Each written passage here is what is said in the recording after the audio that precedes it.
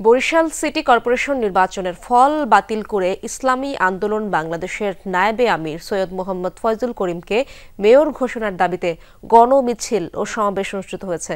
সকালে নগরীর সদর রোডের অশ্বিনী কুমার হলের সামনে বরিশালের সর্বস্তরের জনগণের ব্যানারে এই কর্মসূচির আয়োজন করা হয়। এই সময় 2023 সালে অনুষ্ঠিত নির্বাচনের ফলাফল বাতিল করে হাতপাখা প্রতীকের প্রার্থী সৈয়দ মোহাম্মদ ফয়জুল করিমকে মেয়র ঘোষণার দাবি জানানো হয়। দাবি না মানলে আন্দোলন চালিয়ে যাওয়ার হুঁশিয়ারি দেন বক্তারা।